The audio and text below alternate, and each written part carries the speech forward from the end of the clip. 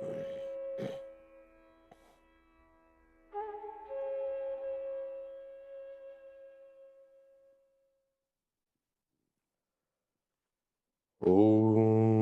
Tavagatamritam Tapta Jivanam Kavibiriditam Kalmashapaham Shravanamangalam Srimadatam Bhuvignantiye Bhurita Jana. Thy words of immortality, praised by sages, they are full of divine glories. They are auspicious to hear. They eradicate the threefold miseries of life as well as the sins. Those who receive and transmit thy words, O Lord, are the greatest benefactors. Page 93, the Gospel of Sri Ramakrishna. Before you go in, take a moment to look into our hearts and see that light that illumines our being.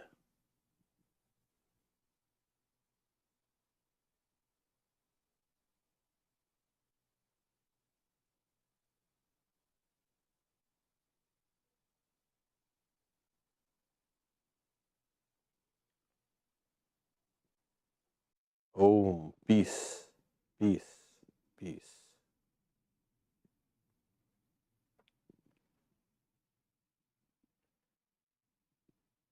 Sri Ramakrishna was talking, the last paragraph. Sri Ramakrishna was talking to Kali, the Divine Mother of the universe. Now this line seems so innocuous.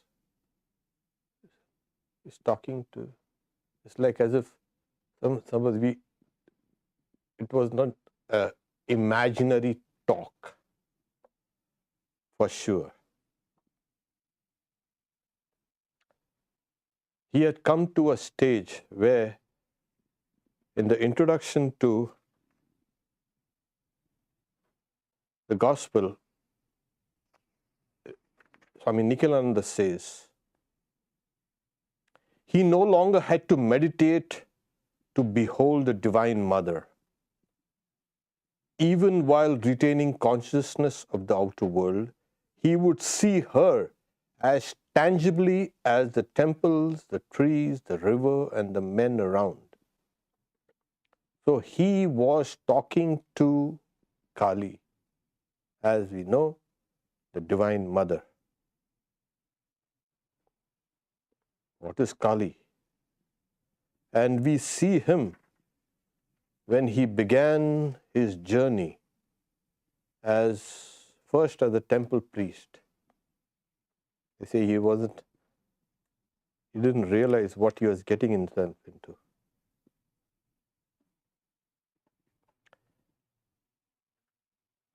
To the ignorant, she is just the destructive power. Destructive as well as the creative power. But to Sri Ramakrishna, she was all love, benign. She stands on the chest, the bosom of Shiva, the absolute. She is the relative. And she is the highest symbol of all the forces of nature, both positive and negative. She is a perfect balance. He poured his entire soul into her worship, sang before her the songs of all these great saints, and that increased his yearning. He wanted to know, are you real? He says. Art thou true, Mother, or is it all a fiction, a mere poetry without any reality? If thou dost exist, why can't I see you?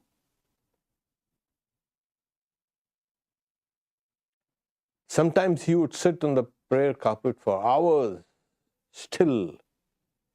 He gave up, almost gave up his food. He gave up sleep. And when he was not engaged in the worship of Kali,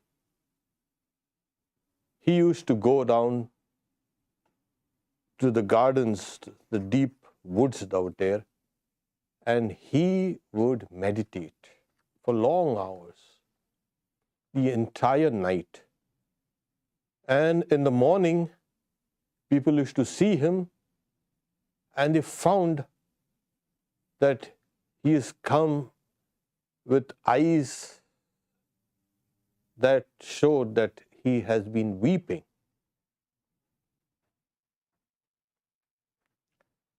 It came to such a point where it was extremely difficult for him to separate himself from the worshipped. He is the worshipper, she is the worshipped.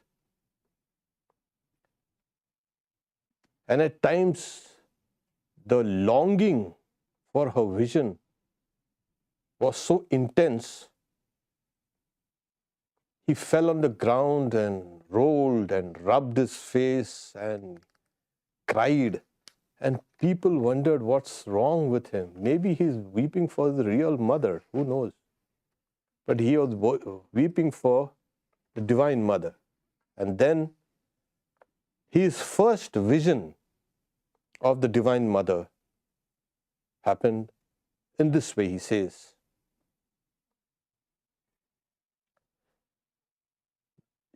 the buildings and their different parts, the temple and everything else vanished from my sight, leaving no trace whatsoever.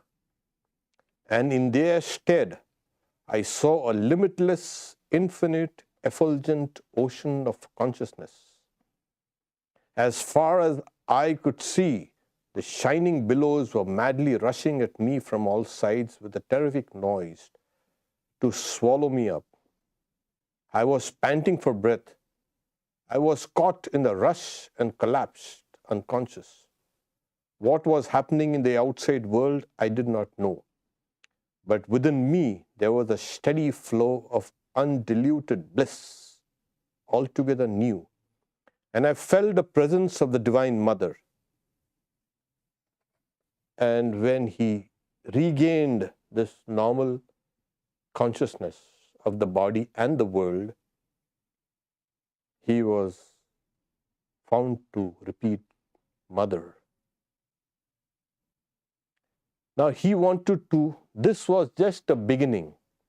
He wanted to see her during meditation and also when not meditating. And the Divine Mother then, she was more like playing hide and seek. Sometimes she appeared, sometimes she disappeared, and that made him long even more. At times, he used to see her like a little girl, running up the flight of stairs, looking at the Ganges at night, sometimes at the distant lights of Calcutta. To him, now she was the reality. And he would see her in these three states, that which is this, the tangible, the sensible, that which is apprehended. He could see her this, he could see a higher form in visions.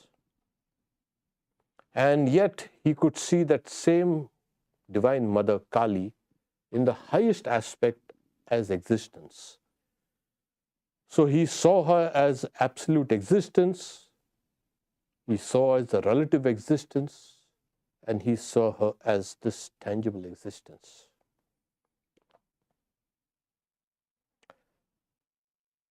So here he was completely surrendered.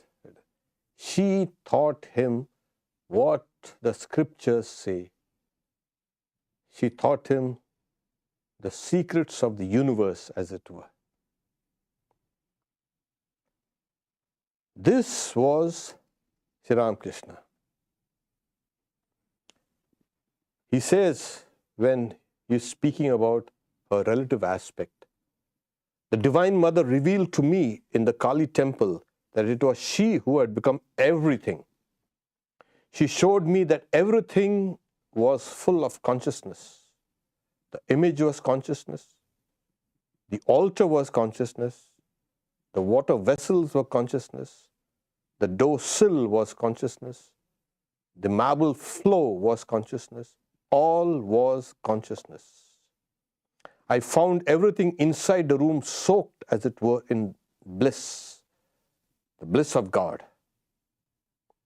He saw this consciousness as the Divine Mother in everything, pervading everything.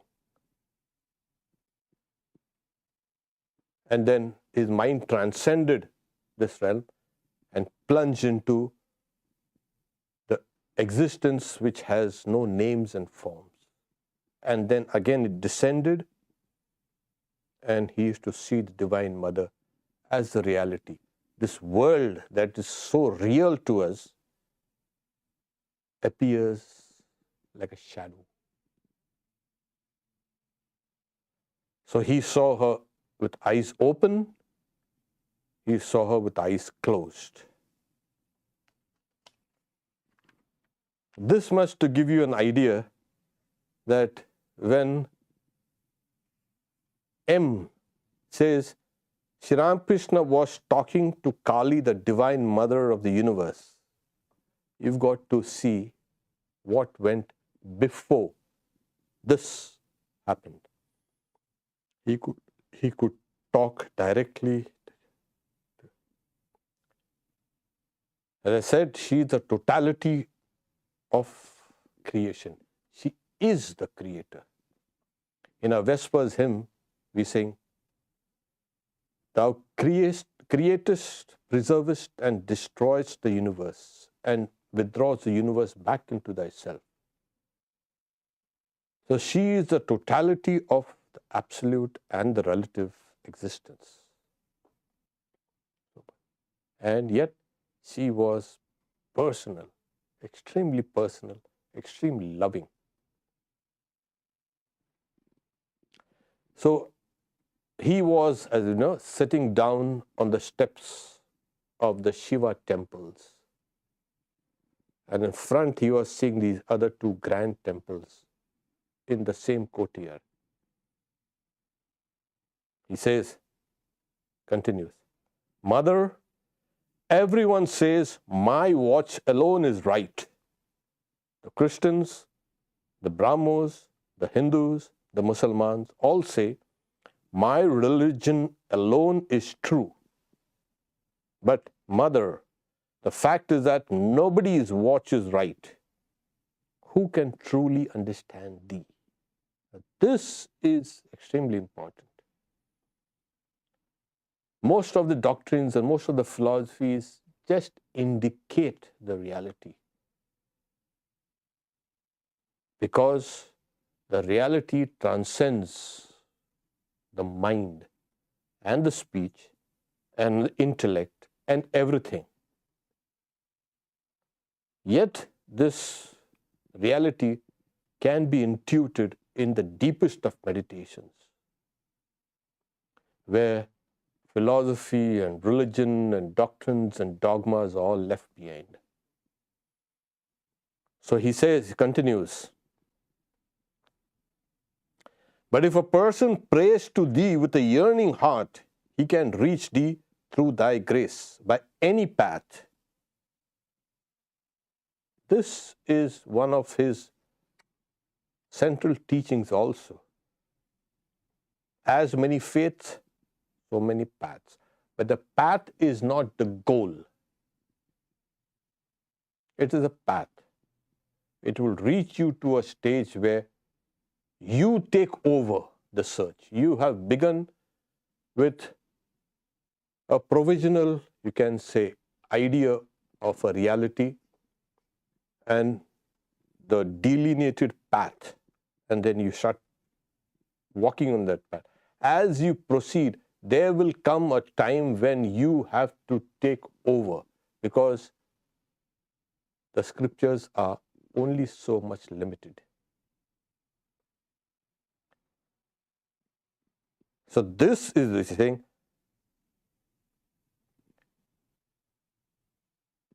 Mother, show me sometime how the Christians pray to thee in their churches. But mother, what will people say if I go in? Suppose they make a fuss. Suppose they don't allow me to enter the Kali temple again. Well then, show me the Christian worship from the door of the church. In his life, we do find that he had visited the church, St. Paul's Cathedral.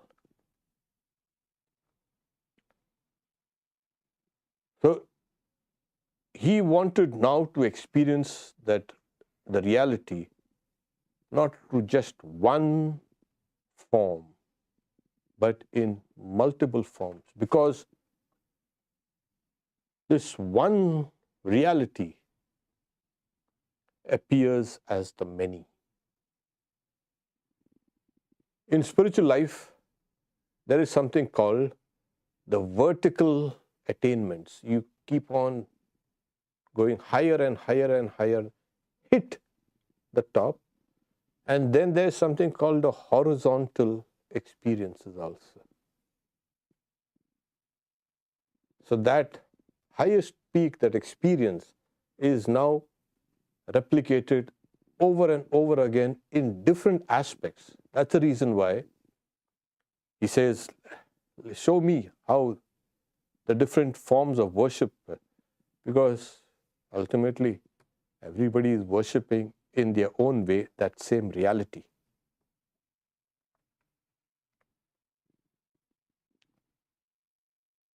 Another day, that narration is over. The recorder says, the master was seated on a small couch in his room with his usual beaming countenance.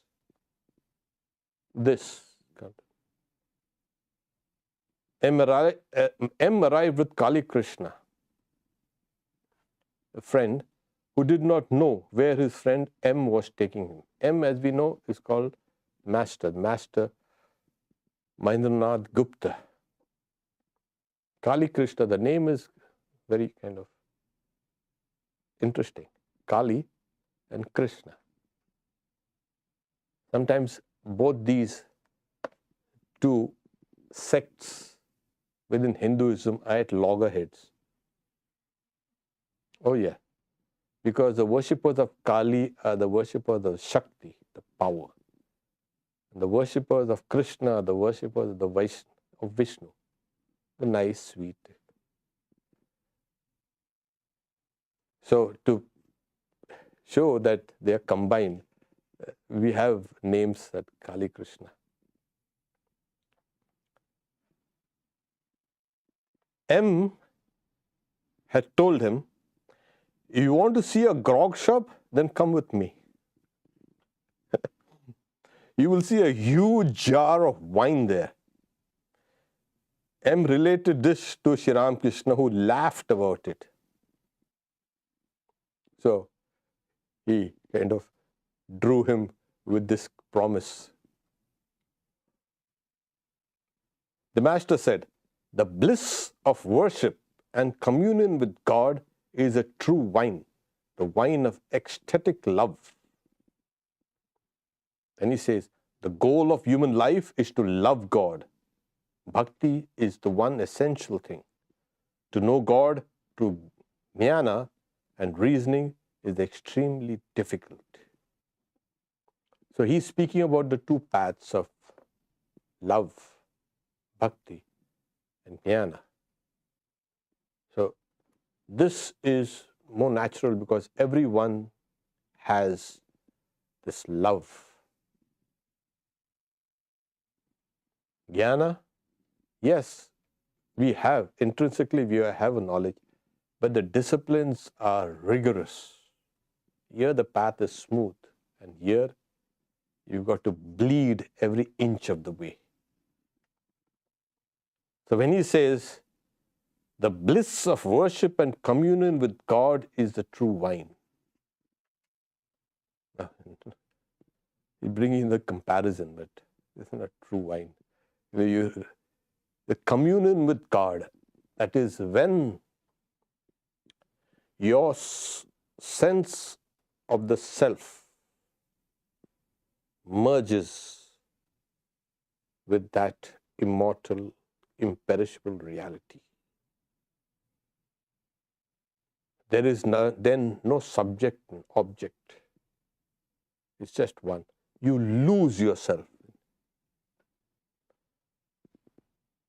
And before this point arrives, you have something called the preparatory stage, or the stage where one practices spiritual disciplines, saying, this also,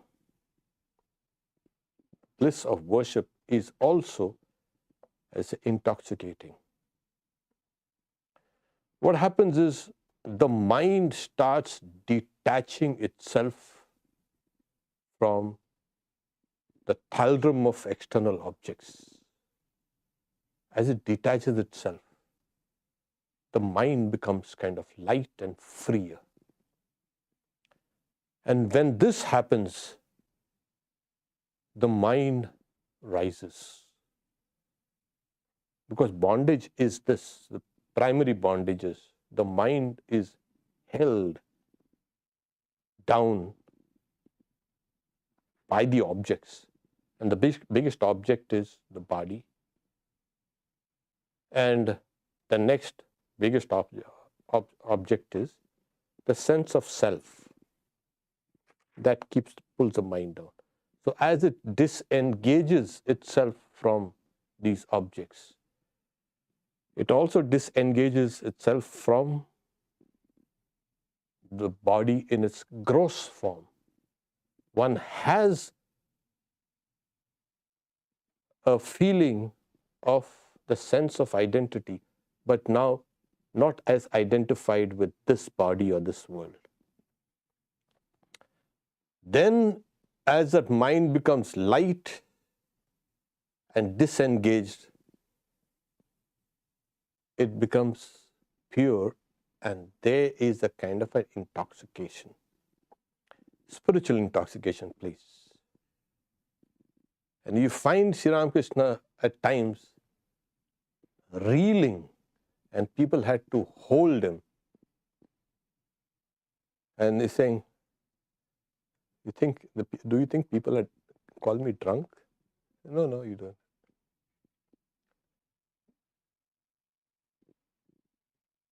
The body does those things instinctively. But the sense of spiritual intoxication is so deep that you feel as if you're simply off. So he said the bliss of worship and communion with God is the true wine, the wine of ecstatic love. So as you say, as the mind is getting disengaged, it starts getting disengaged from old memories. And then it becomes even better, because memories are what pulls us down. And then as it gets disengaged from the sense of the self, and then it plunges into this. That's a communion with God.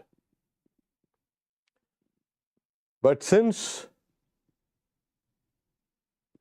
there are these old karmas which are still running the body and the mind and the senses, the mind then detaches itself from that communion and comes down. But now it's a completely transformed mind. It's like we are sitting here. I have never seen a huge iceberg. But once I see it, the iceberg, oh my God. My knowledge of the iceberg, which was only from seeing pictures and reading about it, completely changed. Now when I speak about iceberg, I am speaking through experience. Similarly, when the mind again comes back to this world and to the body, you have experienced certain things. The only problem is that you can't articulate it here. Yeah. Because that state is so profound. As we have said, there is no subject and object. The object, God, and you, the subject, they merge. And what happens? Yeah, it's like, okay, did you sleep well? We asked, do you sleep well? Yeah, I slept well.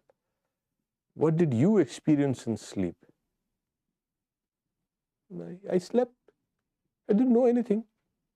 I woke up. I suppose I slept well. Yeah, I don't remember anything. Something like this happens in the deepest communion of God. So, as I said, this state can be easily attained through bhakti. Bhakti is love for God. That same love which we have for the fleeting objects of the world, when that is redirected within, that becomes bhakti.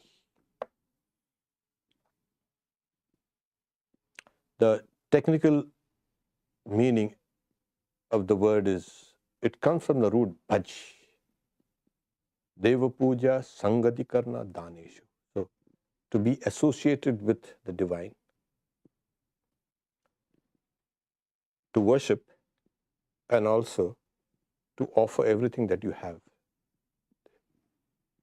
What do you offer? Well, when somebody does worship, we offer candles, or you can say lights, or this, that's the external thing. You internally, you offer all your karmas, both good and bad. Offer it. That becomes an offering. Then the master sang, "Who is there that can understand what Mother Kali is? Even the 6 darshanas are powerless to reveal her." The 6 darshanas, in India, the word philosophy is not used. Philosophy means love of wisdom. That goddess Sophia. Darshana is to see. So these philosophies in India, they are called darshanas. That which enables you to see God face to face, or reality, or to truth.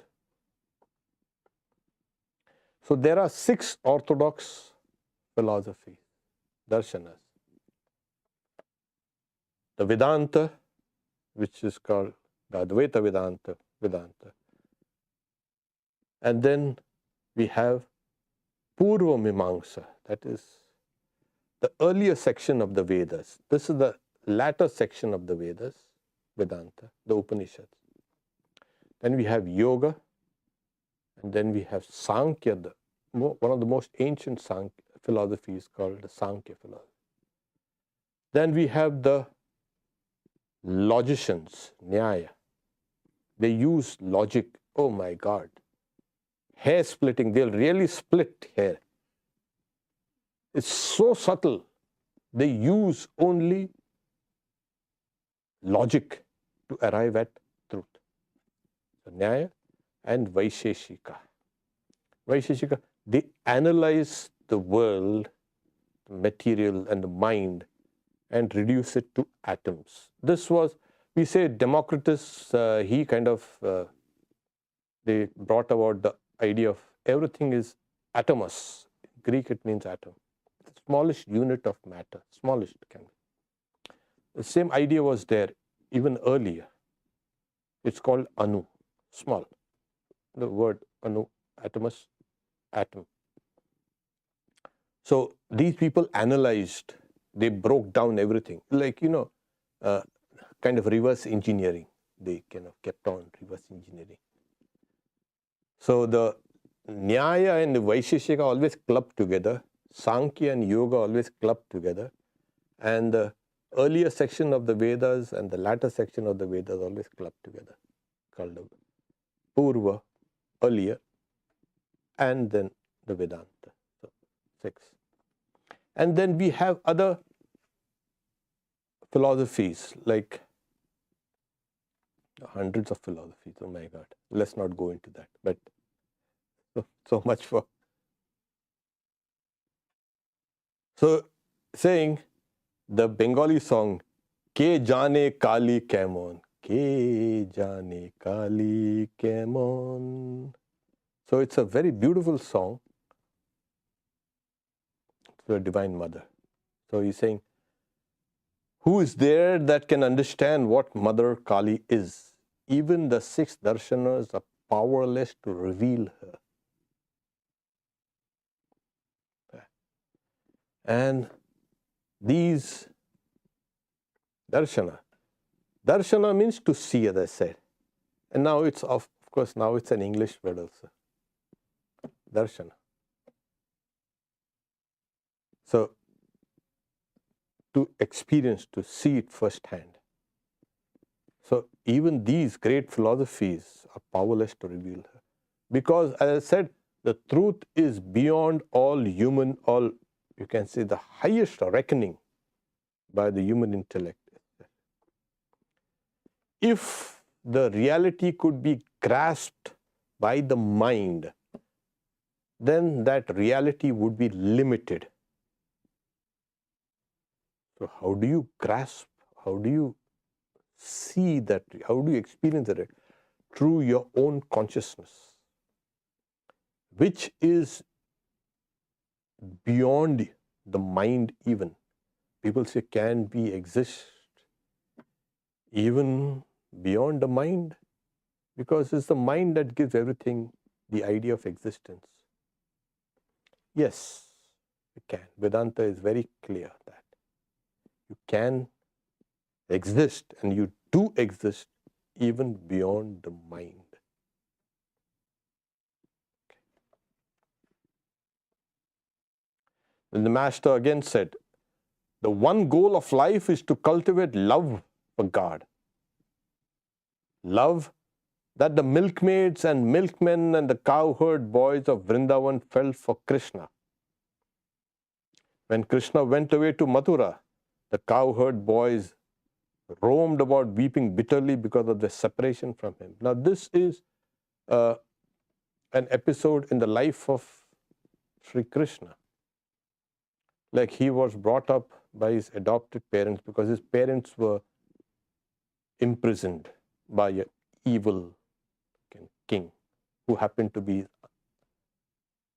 Krishna's uncle. And he knew that the child who is going to be born, and the 8th child who is going to be born, will kill him. So he had ordered all babes to be slaughtered. You find this in the Bible also? We wonder where they picked it up. Kamsa was there. So he had ordered all the babes, and the child Krishna was secreted out miraculously, and he was sent to Vrindavan, where he grew up on the outskirts in the rural areas, playing with the cowherd boys and girls in the rural communities. And he grew up there, and they all loved him. They loved him so much. For the simple reason is because there was a kind of a fascination. The fascination is there. What happens is, it is the divine only that attracts. You think bodies and qualities and minds attract? And if it does, it's going to last for a couple of days. Real love, real attraction is of the spirit. It's a divinity. And the child had manifested that divinity. And everybody was drawn to that. divinity. Because they say, okay, everybody loves a child and the child is growing up. But yeah, that's a difference there. In his entire life, he exhibited tremendous powers. I mean, powers like strength, etc. But this was the greatest thing that he exhibited, the divinity. And when he used to play on the flute, there were souls that felt that is being torn out of their bodies and being drawn to the sound of the flute. It's the union of the soul, individual soul, with the supreme soul. That is what everybody feels.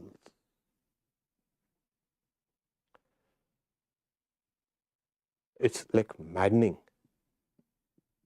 when the divine music plays. There is music in the universe. You call it the music of the spheres or whatever. All Indian music was nothing but simply listening intently to nature. Very early morning, nature sounds different. A late morning, it sounds different. Afternoon, it's a little different. Late afternoon. So every watch of the day, nature sounds different. So this is just nature, but when you mix it up with that divine sounds, you feel drawn to that sound. So yeah, and then when he had grown up a little, since he was from the royal family, he had to leave that place and go to the kingdom. Where is kingdom? That's Mathura. These places still exist. And now they are feeling abandoned, as it were. All the cowherd boys and the women and the men, the whole rural community is kind of disconsolate. Oh, he's leaving us. And they are weeping bitterly because of their separation. Because in actuality, as I said, that they were attracted by that divine. When Rama and Lakshmana were going around Mithila in the story, everybody kind of came in. They were just watching. Who are these two young princes walking around? It's just that it drew everybody there. In the life of Sri Ramakrishna also, something like this had happened. And then he prayed to the Divine Mother, Mother, put this beauty within. Don't let it manifest. So he had taken a kind of a sublime ethereal beauty. And then he used to hit his body saying, go in, go in, go in, go in, go in within, go within, and all that divine attraction went in. And he appeared like us. Thank God for that. And that's the reason why it was very difficult to distinguish him as a God man. So he sings a song, Dekle elam ek noveen, you can say rakal. Just now I saw a youthful cowherd with a young calf in his arms, etc. And then the pangs of separation, they are still searching for him. The child Krishna, he has to leave and they're searching for him.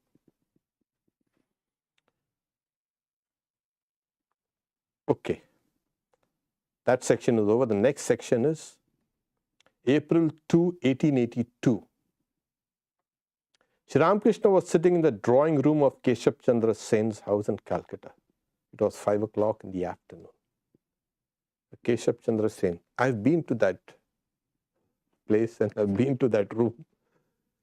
One of Sri Ramakrishna's pictures where his nephew Hriday is holding him and the Brahmo devotees all seated and they're singing. Sri Ramakrishna is in Samadhi. That picture was clicked in that room when they. So Kamal Kutir is the place. It belonged to Keshav Chandra Sen. As we've seen, Keshav Chandra Sen was the leader of the Brahma Samaj. When Keshav was told of his arrival, Sri Ramakrishna, he came to the drawing room dressed to go out, for he was about to call on a sick friend. Now he cancelled his plan. The master said to him, "You have so many things to attend to. Besides, you have to edit a newspaper. You have no time to come to Dakshineshwar. So I have come to see you." This is also an important thing. If you're busy, you're busy, too busy. If you are sincere, God is going to come to you. That is for sure. It only needs sincerity. You're sincere, but you're kind of held up. And it's not only with Keshav that we find it. You find Sri Ramakrishna saying, "Oh, that devotee, he takes the name of God. Let's go and meet him." And he used to go undertake all the troubles to meet devotees. It says that same thing. First, the devotee chases God. And God is kind of, where's God running about all over the place? When that love for God and the chasing becomes mature, then God chases the devotee. Yes, that's what happens. So that's again the mature state of devotion. So here you go around, then this is what happens here. Then he says, "When I heard of your illness, I vowed green coconut and sugar to the Divine Mother for your recovery. I said to her, 'Mother, if something happens to Keshav, with whom shall I talk in Calcutta?'" Well, there. He also says that one hemp smoker loves the other hemp smoker, and when they meet, they cling and they embrace each other, hug each other, and they delight in each other's company. So one hemp smoker always loves another, like birds of a feather, flock together. So you want to talk about God to a devotee, obviously, and Keshav was a great devotee there. So he vowed green coconuts and sugar. That's an offering. There's a temple called Siddheshwari Temple, which is also still there on the road between Dakshineshwar and Calcutta. So he had vowed saying for his recovery. Okay, we'll stop here for today, and we'll take the next reading on the following Wednesday, the Gospel. As I said, on Friday we have the household disciple of Sri Ramakrishna. Sunday we have the Sunday talk, memories and memories. Okay, time for questions. We'll take this up. Okay, everything is pronounced. Swami, you spoke about memories. Could you speak a little more about the problem of past memories for the spiritual aspirant, how to overcome them? I think you can, David, you can wait till Sunday, where we'll deal with it. Briefly, however, memories are the whole of this existence. Take, for instance, you have the DNA. They are nothing but encoded memories of sorts,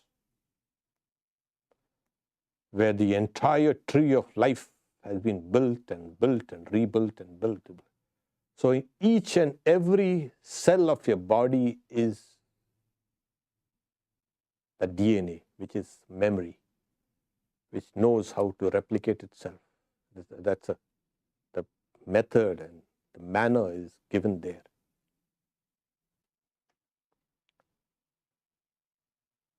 So this DNA, on one level I'm talking, has the entire evolutionary history of all species, of you of course, and all life. So that is one. Then we have something called memories in the subtle body.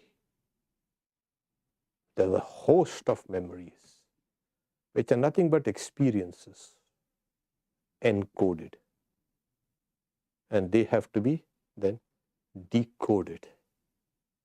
Until unless you wiped away all your memories completely, there's no chance for liberation. Because if there's a code, it will be decoded. If it is encoded, it has to be decoded, and that comes in the form of future bodies. So how does one get over it?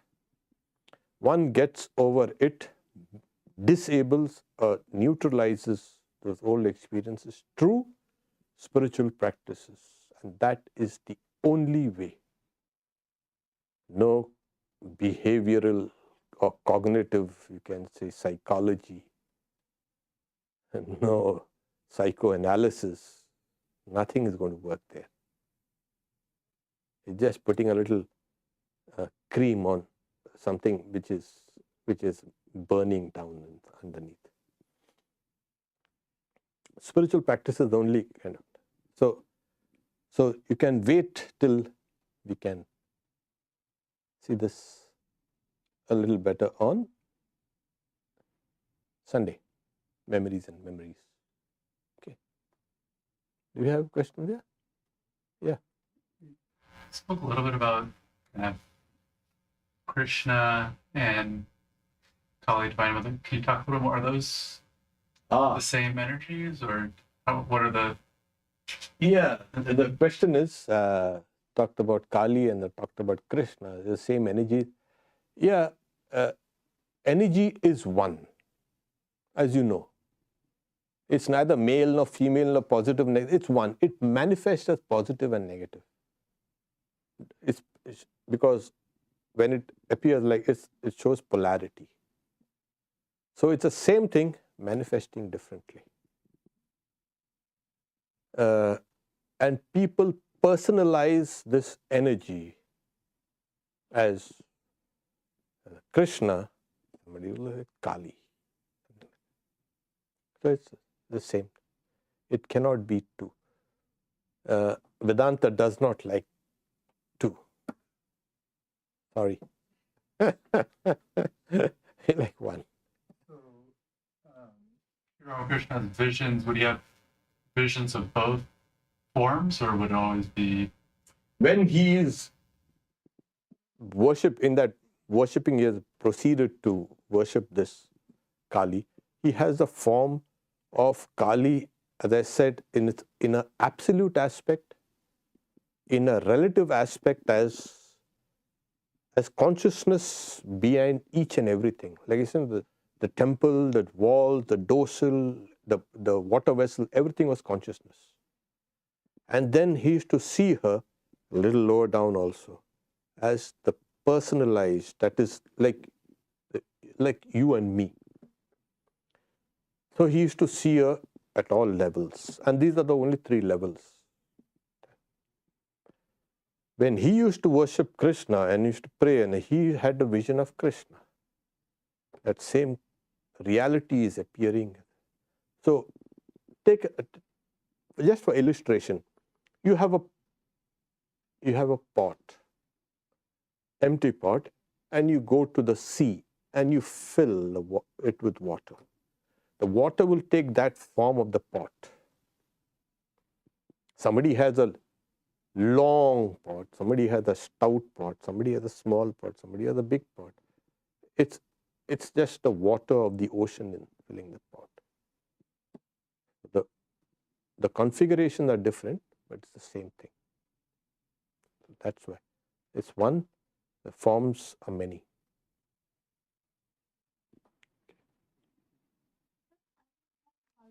Yeah. Talking about energies, and Kali also has different energy like Durga and Kali, right? So, does Sri Ramakrishna ever refer to Durga Ma? What is Oh yeah. Kali? Oh yeah.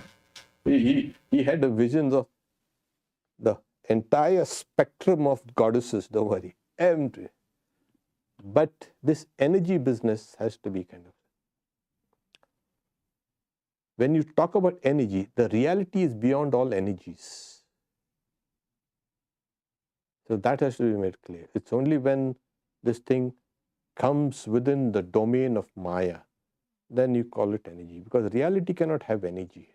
And you say, what is energy? Now you ask, what is electricity?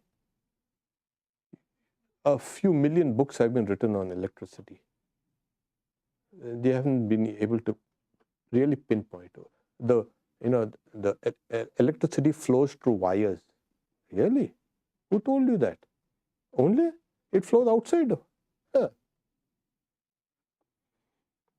So what it is? Yeah. Okay. So that is what it is. So energy is like, it's like we have this, it's a kind of energy. So we call it auras, or we call it this. The reality transcends all forms of energy. So when you say energies, it means matter. These two things were always equated. It's, of course, only Einstein made it kind of, put it in a mathematical formulation. E is equal to mc squared, etc. It is, when you say energy, it is matter. You cannot have matter without energy and energy without matter. And if you see all this, it's a sea of energy, but congealed energy, as it were. And if you release it from the atom, you know what happens. We had problems there. Okay. We have devotees visited Thakur. Then why did Thakur visit devotees her? Then, like I said, there's a time when there are some devotees who are incapable of going to him at Dakshineshwar. So he used to go, and that is what God works as. An avatar works like that. So yeah, if you can, he can draw the whole world to him. But the play is also, the play must go on. No, as they say, the play must go on. So he also visits devotees to show us that God cares. I think it's kind of insular, isolated, far above everything, not worried about all the pains and struggles and sufferings that people undergo. Those are things that you are supposed to get because of your karma. But when you have pains and struggles and suffering, to see God, then he responds, saying, well, I've got such a huge headache. Can't God cure my headache? He'll ask you to go to the doctor. But if you have a headache, we're spending nights after nights meditating, and you pray, I've got a headache, he's going to cure you. Swami Vivekananda one time had a splitting headache. And then he goes and tells Sri Ramakrishna, I've got a headache. Oh yeah, he touches him and cures it. So that is the play of God. As I said, the first stage is devotees seek God. Then the next stage is God seeks the devotees. Always, Sri Ramakrishna always say, Bhagavan Bhakta Bhagavatam. Bhagavan, God, incarnation, the bhaktas, devotees, and the scriptures, Bhagavatam. And he actually saw a ray of light coming out from Sri Krishna and touching the one who was expounding the, you can say, the scripture called Bhagavatam, and touching him also. So he said, what he said was what he experienced beforehand. So these three things are linked. And as we know, that God incarnates for the sake of devotees, not for the sake of jnanis, because they already long time dismissed him as an inconvenient factor in our philosophy. So Golapma, Gopalirma, Ram, etc. Oh, yeah. So he did go, and as I said, and he also drew. So wherever there's devotees, there you will have. And they say the heart of the devotee is the playground of God. It's called Hriday Vrindavan. That play of God is constantly going on in the devotees' hearts.